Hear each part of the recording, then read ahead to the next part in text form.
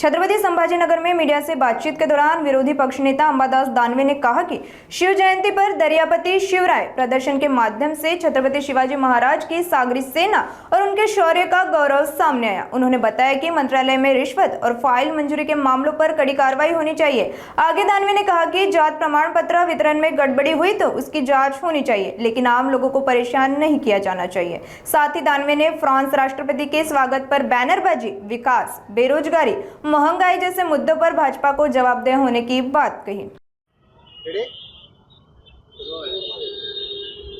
आपण या ठिकाणी दर्यापती म्हणून एक प्रदर्शन मांडलेलं आहे। त्या प्रदर्शनातून एक असं समजतंय की का शिवाजी महाराजांना परमार्थजनक म्हटलं जात होतं, काय सांगा? शिवजयंती निमित्तानं शिवसेनेच्या वतीनं सातत्यानं वेगवेगळे उपक्रम राबवले जातात। यावर्षी आम्ही दर्यापती शिवराय हे प्रदर्शन इथे ठेवलेले आहे। तर छत्रपती शिवरायांना father of navy, Indian navy असं म्हटलं जातं।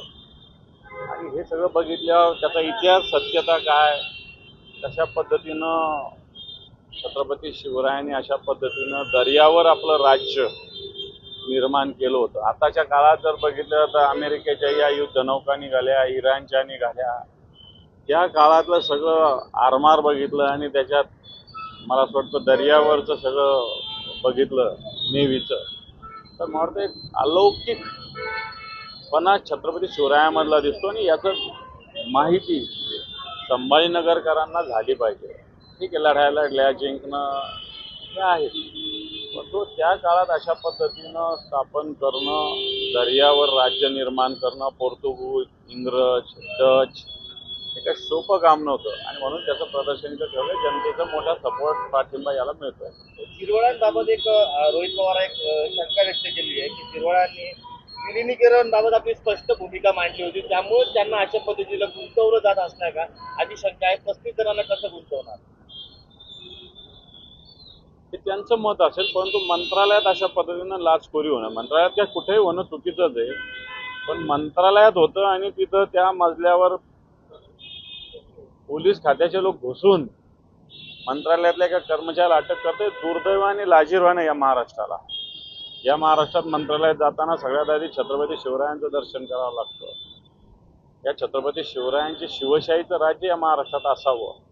मला वाटतं या शिवशाहीमध्ये किंवा या राज्यामध्ये अशा लाचखोराला कोणतंही स्थान असता कामा नये। बाकी रोहित पवारचं काय मत असेल मला माहिती नाही, पण मंत्रालयातली झालेली लाचखोरी ही सहन केली नाही पाहिजे राज्य सरकारने, एवढं माझं मत। अजितदादांचं निधन झालं होतं, दुखवटा सुरू होता आणि त्याच दरम्यान 35-40 फायली ज्या आहेत मंजूर करण्यात आली।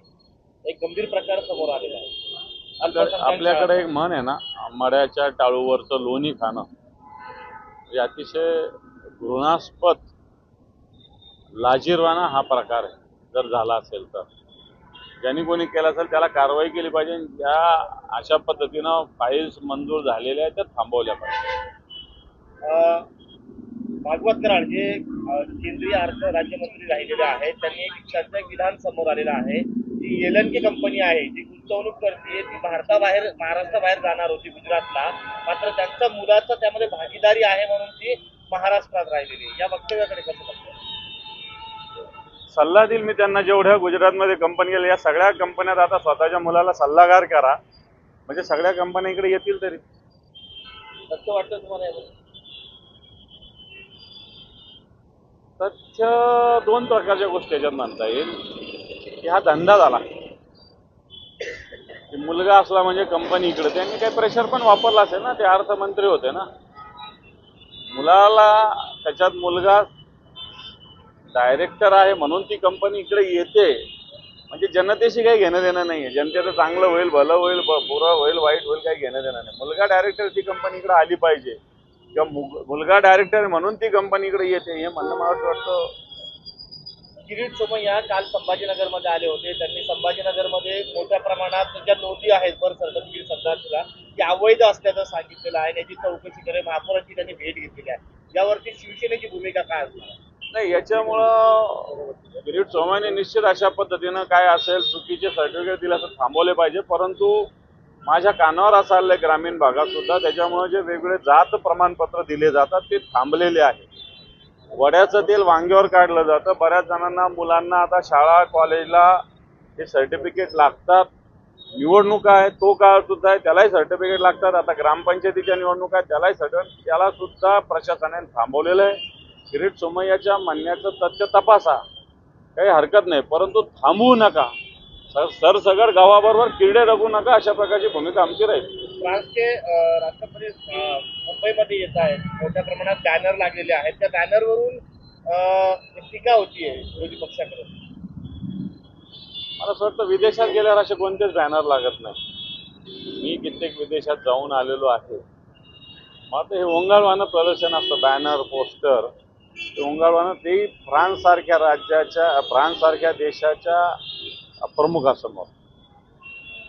आता ते विलिनीकरणासंदर्भात बऱ्याचदा अजितदादा भेटायला आलेले होते आणि त्या संदर्भात सीसीटीव्ही देखील आहेत असं 17 ते 18 वेळेस ते भेटायला जयंत पवार यांच्या घरी आले होते. जयंत पवारांच्या घरासमोर लोढा नावाची व्यक्ती राहतात, त्यांच्या सीसीटीव्ही मध्ये सर्व पुरावे आहेत, ते तपासावे. ते 17 ते 18 वेळेस आले होते. म्हणजे ज्यांना विलिनीकरण नकोय अशी लोक घोडा गाडतायत. तो त्यांच्या दोन्ही पक्षाचा मुद्दा आहे. मला असं वाटतं विलीनीकरण होणं न होणं त्याच्यावर आमच्यासारख्या त्रयस्थानी काही भूमिका मांडणं चूक आहे, परंतु भारतीय जनता पार्टी विलिनीकरण कधीच होऊ देणार. ब्लॅक बॉक्स संदर्भात देखील आता मत व्यक्त केली जात आहेत. तेव्हा ब्लॅक बॉक्स हा विमानातला असा, म्हणजे ब्लॅक बॉक्सवरच सगळं विमानाचं सगळं इतिहास असतो.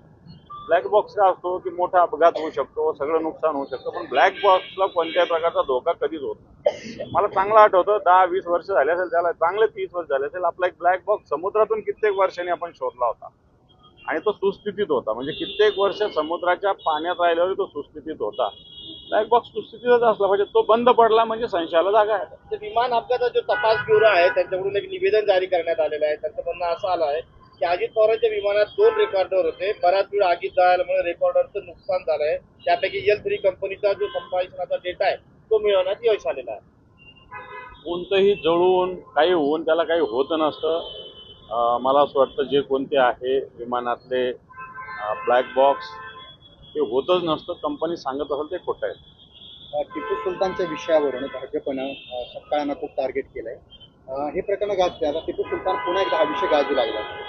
भारतीय जनता पार्टीला काही कामधंदे नाही, पण हे असे विषय काय काढले तुम्ही? विकास करायचा नाही ना, हेच धंदे करायचे ना देशात, राज्यात.